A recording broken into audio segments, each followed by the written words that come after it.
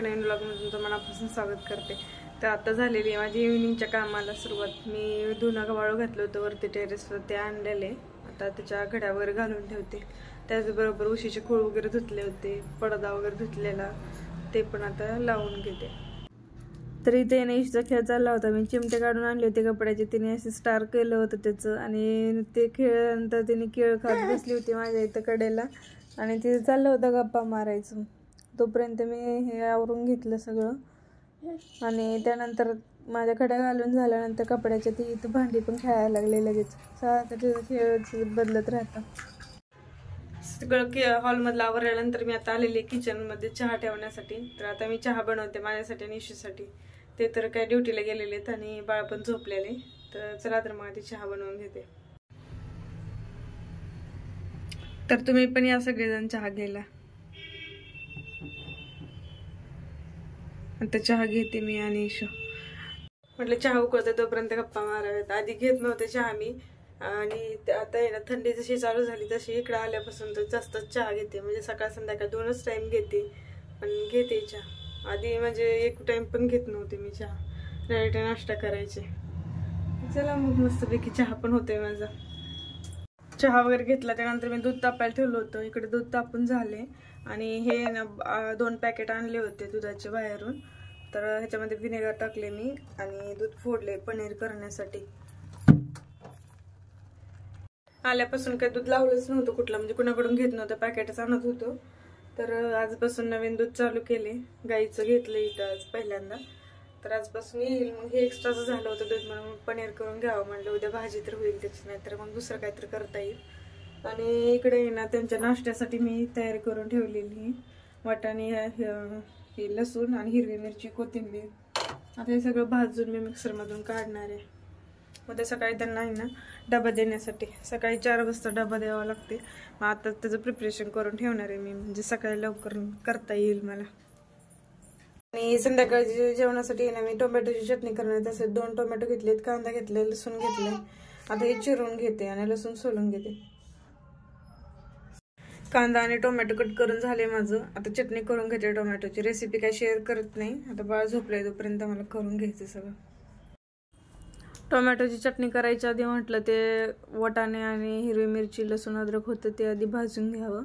तर तेच आता मी इथं भाजून घेते. आणि इशू तोपर्यंत बाळाला खेळत होती, आणि माझं इथं भाजून पण घेतलं. ते कचरा होता कांद्याचा, ते लसणाचा, ते मी टाकून पण आले.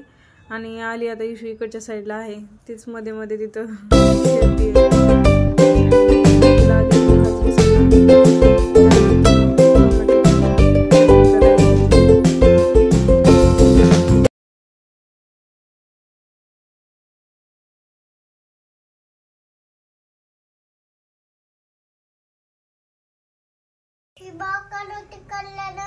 आरोग्य संपदा छत्रपती नशाया दीपक द्युती नमस्ते नमस्ते दिव्या दिव्या दीपककार कानी कुंडल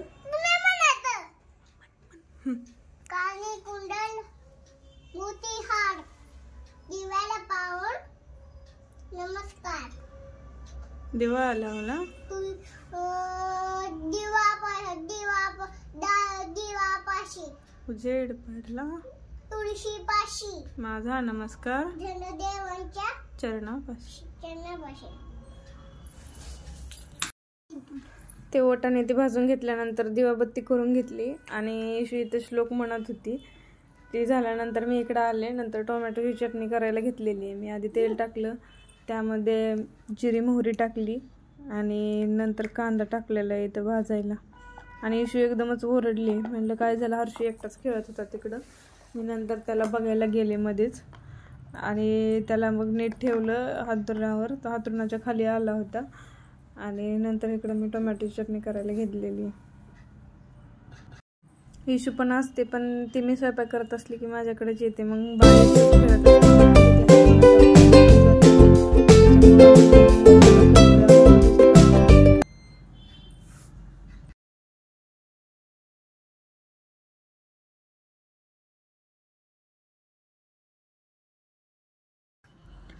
टोमॅटोची चटणी इकडं होती माझी, तोपर्यंत मी इकडे पीठ पण मळून घेते, म्हणजे ॲट अ टाईम सगळी कामं होतील. बाळा तिकडे इकडेच आहे.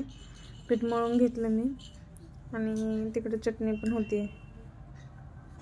आणि इकडे एक साईडला बाळाचा खाऊ पण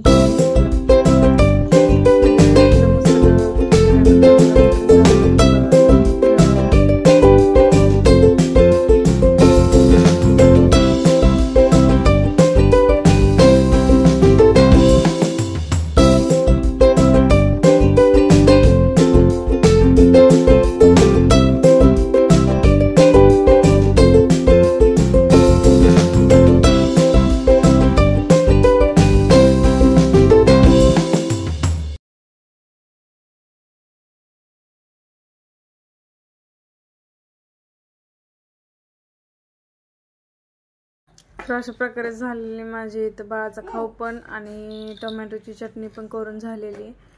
आणि त्यानंतर बाळाकडे गेले मी आणि त्यानंतर आले आणि चपात्या पण करून घेतल्या आणि थोडेसे असे मटरचे पराठे पण करून घेतले होते. छान असे क्रिस्पी भाजले पण होते. आणि भांडी वगैरे पडलेली तशीच ठेवली मी बेसिनमध्ये आणि बाळाकडे गेले, आणखी त्याला खाऊ वगैरे घातलं आणि नंतर आता खेळतोय तो. छान त्याचं खेळायचं चालू होतं. मग इशूला त्याच्यापाशी बसवलं आणि नंतर गेले मी आणि भांडी वगैरे घासली सगळी. आणि भांडी घासल्यानंतर आले आणि त्याला झोपवलं. काल व्लॉग एंड करायचाच राहिला रात्रीचा, तर या व्लॉगचं मी इथेच एंड करते. कसा वाटला व्लॉग नक्की कमेंटमध्ये सांगा आणि चॅनलवर नवीन असेल तर सबस्क्राईब करायला विसरू नका. भेटूया आपण नवीन व्लॉगमध्ये, तोपर्यंत बाय.